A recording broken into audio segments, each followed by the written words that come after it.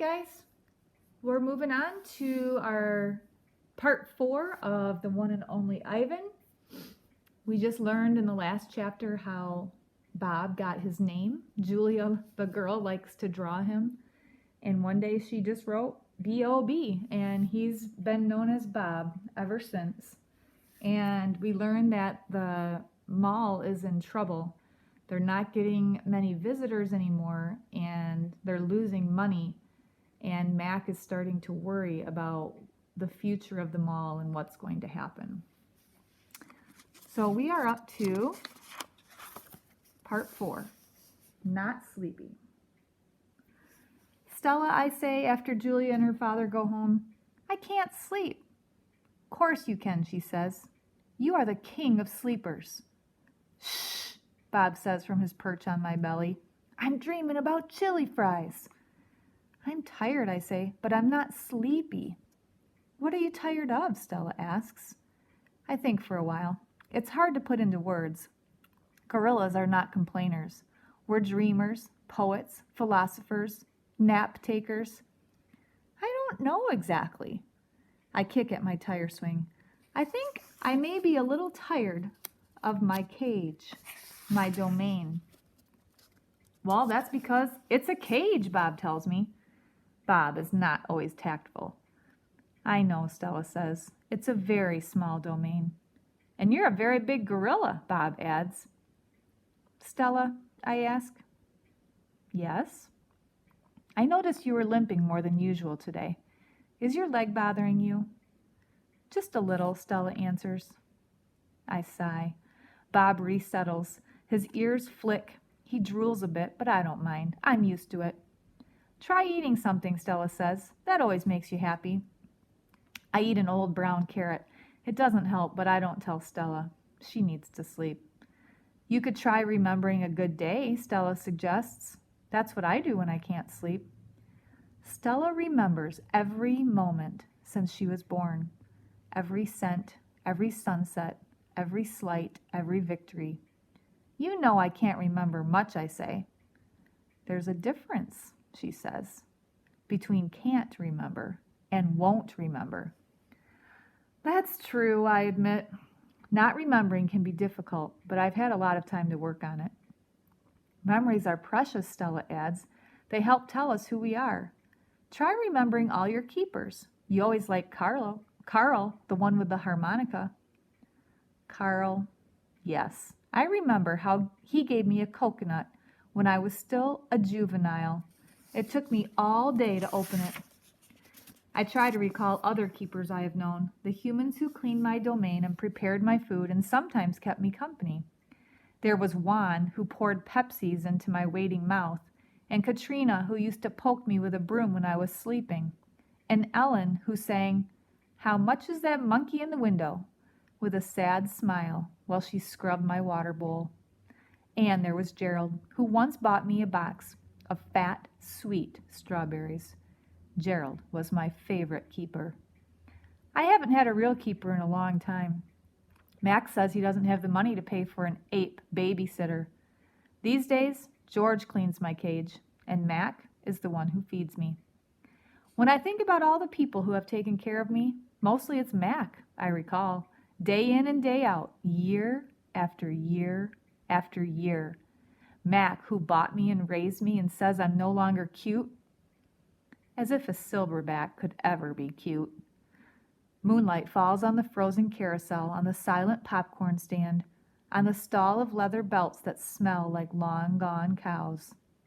The heavy work of Stella's breathing sounds like the wind in trees, and I wait for sleep to find me.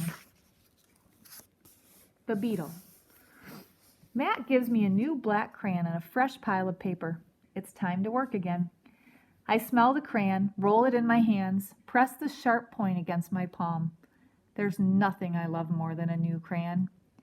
I search my domain for something to draw. What is black?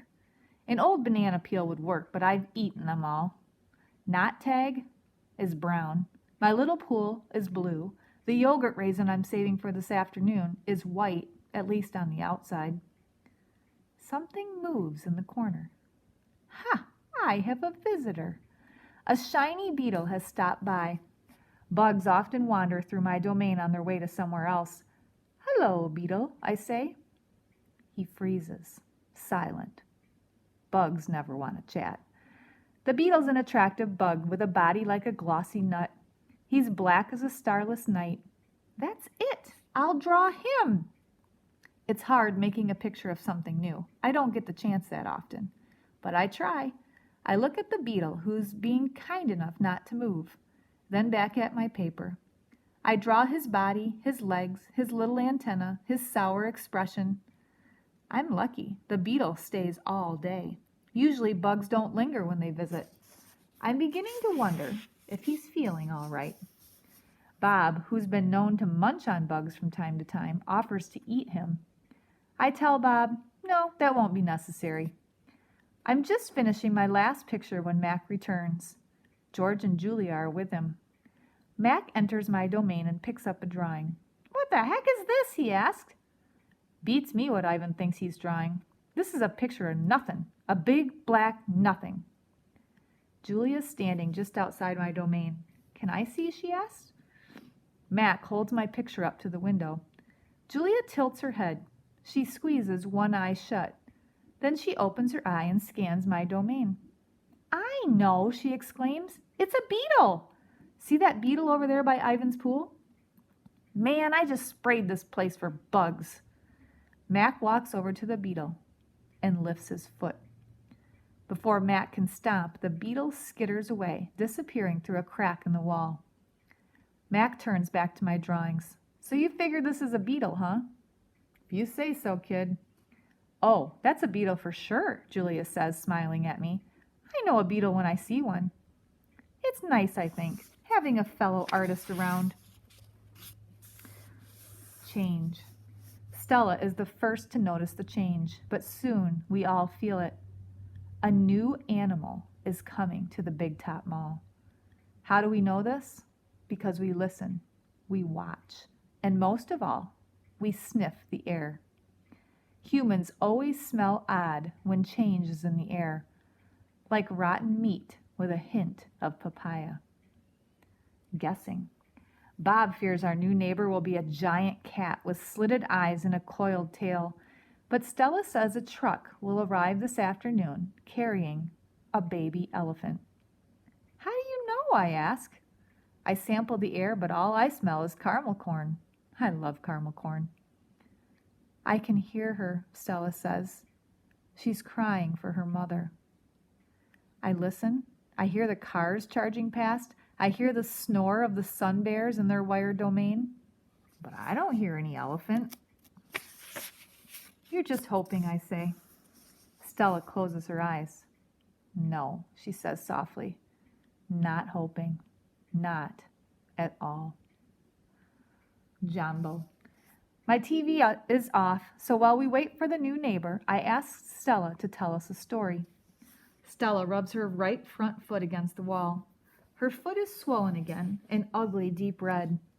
If you're not feeling well, Stella, I say, you could take a nap and tell us a story later. I'm fine, she says, and she carefully shifts her weight. Tell us the Jumbo story, I say. It's a favorite of mine, but I don't think Bob has ever heard it. Because she remembers everything, Stella knows many stories. I like colorful tales with black beginnings and stormy middles and cloudless blue sky endings, but any story will do. I'm not in a position to be picky. Once upon a time, Stella begins, there was a human boy.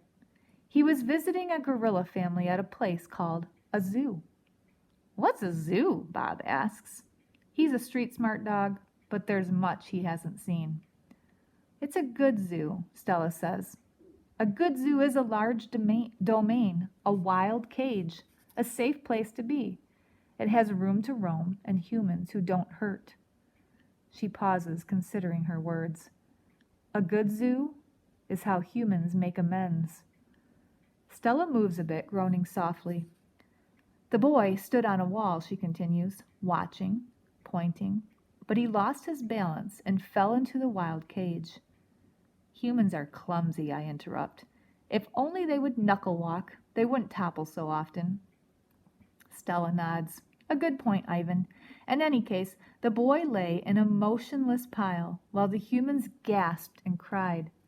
The silverback, whose name was Jumbo, examined the boy, as was his duty, while his troop watched from a safe distance. Jumbo stroked the child gently. He smelled the boy's pain, and then he stood watch.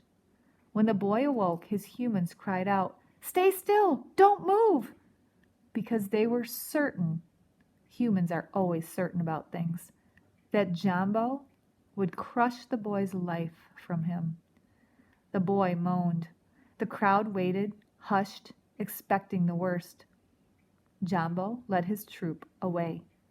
Men came down on ropes and whisked the child to waiting arms. Was the boy all right? Bob asks. He wasn't hurt, Stella says, although I wouldn't be surprised if his parents hugged him many times that night in between their scoldings. Bob, who has been chewing his tail, pauses, tilting his head. Is that a true story?